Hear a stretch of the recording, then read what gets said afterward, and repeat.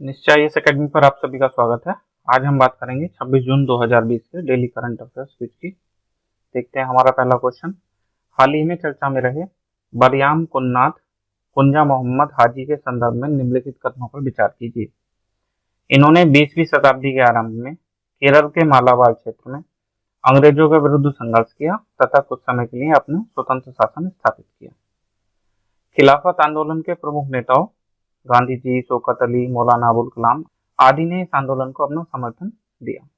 तो देखते हैं चर्चा में क्यों है। स्वतंत्रता सेनानी बरयाम कुन्नाथ कुंजा मोहम्मद हाजी के जीवन पर एक फिल्म का निर्माण करा जा रहा है, जिसकी वजह से चर्चा में है।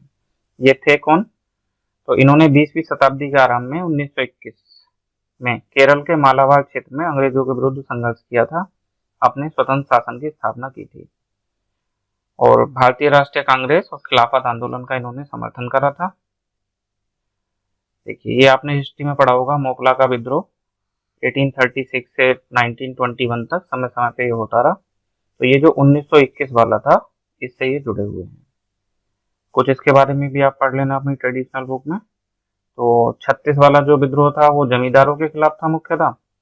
यहाँ जमींदार हिंदू वर्ग था और काश्तकार मुस्लिम वर्ग था। तो काश्तकारों ने जमींदारों के विरुद्ध किया था, और जबकि ये 1921 वाला जो था ये जमींदारों और अंग्रेजों दोनों के खिलाफ था। मुख्यतः अंग्रेजों के खिलाफ था खिलाफत आंदोलन, लेकिन क्योंकि जमींदार उस समय हिंदू थे तो उनके खिलाफ भी ये था। और इसके नेता अली मुदियार या अली मुसलियार, कहीं ये नाम मिलता है कहीं ये, दोनों सेम ही है, ये इसके नेता थे। और इस आंदोलन को खिलाफत आंदोलन के प्रमुख नेताओं ने अपना समर्थन दिया था।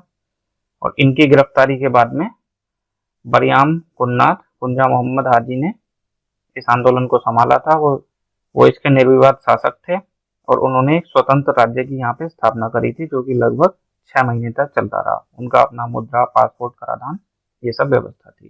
ठीक, देख लेते हैं तो आंसर क्या होगा। पहला स्टेटमेंट 20वीं शताब्दी के आरंभ में, ठीक है। 1921 20वीं शताब्दी का आरंभ हो गया, अंग्रेजों के विरुद्ध, ठीक है, और स्वतंत्र शासन की स्थापना, ठीक। तो पहला स्टेटमेंट सही हो गया। दूसरा स्टेटमेंट खिलाफत आंदोलन के नेताओं ने इनका समर्थन किया, ये भी ठीक है। तो सही आंसर क्या हो जाएगा? सी, 1 और 2 दोनों। नेक्स्ट क्वेश्चन देखते हैं। निम्नलिखित कथनों पर विचार कीजिए। विश्व स्वास्थ्य संगठन की रिपोर्ट 2019 के अनुसार दक्षिण पूर्वी एशियाई क्षेत्र में भारत की आत्महत्या दर सर्वाधिक है। नंबर 2, भारतीय दंड संहिता की धारा 309 के अंतर्गत आत्महत्या का प्रयास करने वाले व्यक्ति को अपराधी घोषित किया जा सकता है। ये भी देख लेते हैं क्यों चर्चा में है। चर्चा में इसलिए है कि विश्व स्वास्थ्य संगठन ने रिपोर्ट जारी करी है, जिसमें कहा है दक्षिण पूर्वी एशियाई क्षेत्र में भारत की आत्महत्या दर सर्वाधिक है। और इस रिपोर्ट के अनुसार भारत में प्रति 1 लाख लोगों पर 16.5 ये आत्महत्या की दर है। और महिला आत्महत्या दर में हम तीसरे स्थान पर हैं विश्व में, जो कि 14.7 है। मतलब कुल से ये कम है, तो पुरुषों में ही ज्यादा है। धारा 309 के बारे में ऐसे समझ सकते हैं कि आईपीसी की धारा 309, इसके तहत आत्महत्या एक अपराध की श्रेणी में आता है। लेकिन आपने बीच में सुना होगा कि इसको हटा दिया गया है, तो इसको नहीं हटाया गया है। 2017 में सरकार ने एक कानून बनाया जिसका नाम है मानसिक स्वास्थ्य विधेयक 2017 MHCA 2017, जो कि जुलाई 2018 से प्रभावी भी हो गया। तो इस विधेयक में ये कहा गया है कि अगर कोई व्यक्ति आत्महत्या की कोशिश करता है और बच जाता है और वो मानसिक रूप से स्वस्थ नहीं है या वो अवसाद में है, तो उसके इस कृत्य को अपराध नहीं माना जाएगा, धारा 309 उस पर नहीं लगाई जाएगी। लेकिन ध्यान रखेंगे, धारा 309 को नहीं हटाया गया है। अगर कोई मानसिक रूप से स्वस्थ व्यक्ति अगर इस तरह का कृत्य करता है तो वो आपराधिक माना जाएगा। ठीक, तो इसको हम ध्यान रखेंगे। देखते हैं आंसर क्या हो सकता है। पहला स्टेटमेंट ठीक हो गया, दक्षिण पूर्वी एशियाई क्षेत्र में भारत की आत्महत्या दर सर्वाधिक है और भारतीय दंड संहिता की धारा 309 के अंतर्गत आत्महत्या का प्रयास करने वाले व्यक्ति को अपराधी घोषित किया जा सकता है, तो ये भी ठीक हो गया। अगर वो व्यक्ति मानसिक रूप से स्वस्थ हो तो उसको अपराधी घोषित किया जा सकता है। तो कौन से कथन सही हैं इसमें? दोनों ही सही हो जाएंगे, तो answer will be C. Next देखते हैं। निम्नलिखित कथनों पर विचार कीजिए।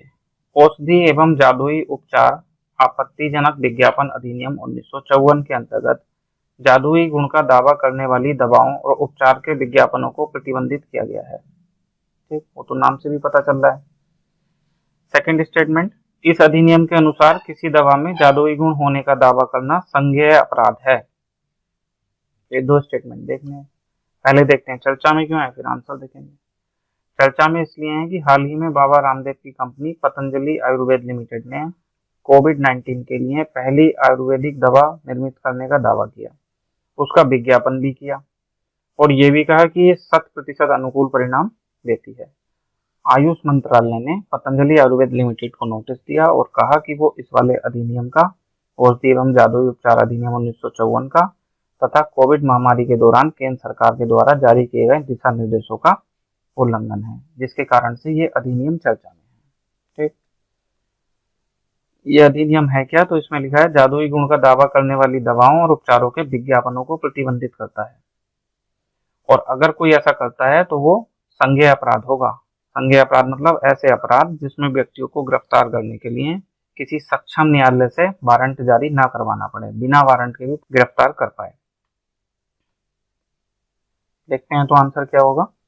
पहला ठीक हो गया कि इस अधिनियम के तहत ऐसी दवाओं पर प्रतिबंध है। दूसरा, अगर कोई ऐसा करता है, किसी दवा में जादुई गुण होने का दावा करता है, तो ये एक संज्ञेय अपराध है, मतलब बिना वारंट के उसे गिरफ्तार किया जा सकता है। तो ये भी ठीक है, ये भी ठीक है, तो इसका सही आंसर क्या हो जाएगा, सी।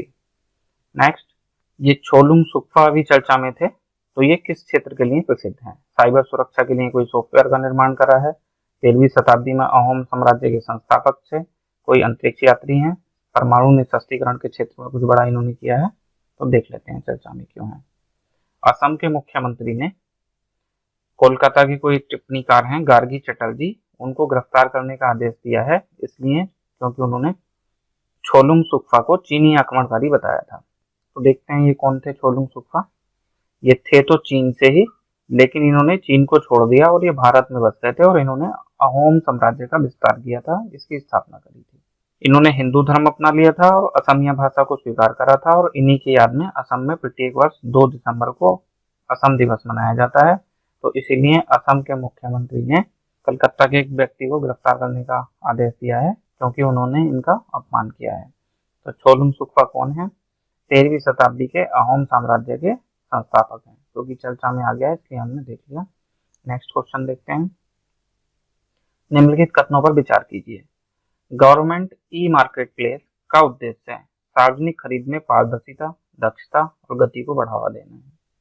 दूसरा स्टेटमेंट, भारत सरकार ने विक्रेताओं के लिए जो इस पोर्टल पे कुछ लोग अपना सामान बेचते हैं और कुछ लोग सामान को खरीदते हैं। खरीदती कौन है, सरकार सार्वजनिक खरीदी करती है और कोई भी इसमें एमएसएमई या अन्य उद्योग अपने सामान को बेच सकते हैं। तो ये जो विक्रेता हैं, जीईएम पर नए उत्पादों को पंजीकृत करने के समय उत्पत्ति के देश के बारे में जानकारी देना अनिवार्य है। Made in India, made in China, उसको बताना पड़ेगा उसको लिस्ट करते समय। खरीदार केवल उन्हीं उत्पादों को खरीद सकता है जो खरीदार हैं केंद्र सरकार, राज्य सरकार या और कोई सरकारी निकाय, वो केवल उन्हीं उत्पाद को खरीद सकते हैं जो 100% के स्थानीय कंटेंट के मानदंड को पूरा करते हैं। इसका मतलब केवल मेड इन इंडिया चीजों को ही इस पर बेचा जा सकता है। ये 3 स्टेटमेंट है। अब देखते हैं चर्चा में क्यों है और इसमें से कौन कौन ठीक है। चर्चा में इसलिए है कि हाल ही में सरकार ने जीईएम में कुछ परिवर्तन किए हैं। परिवर्तन क्या है, पहला परिवर्तन, अगर आप किसी उत्पाद को लिस्ट कर रहे हो तो आपको उत्पत्ति के देश की जानकारी देनी होगी कि वो मेड इन चाइना है या मेड इन इंडिया है। एक उसमें स्थानीय सामग्री की प्रतिशतता बतानी होगी। अगर मेड इन इंडिया है तो इसमें स्थानीय सामग्री 50%, 40% कितना है। और इसमें एक मेड इन इंडिया फिल्टर लगाया गया है। तो ये तो कुछ नहीं है, आपको मेड इन इंडिया सामान देखना है तो वहाँ फिल्टर में जाके मेड इन इंडिया करेंगे तो केवल मेड इन इंडिया प्रोडक्ट आपको दिखाई दे जाएंगे।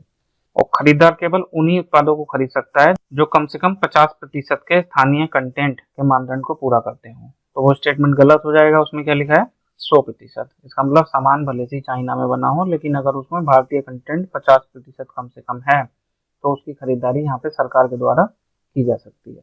गवर्नमेंट ई मार्केट प्लेस क्या है, तो ये आपने इकोनॉमिक्स में पढ़ा होगा पढ़ते समय।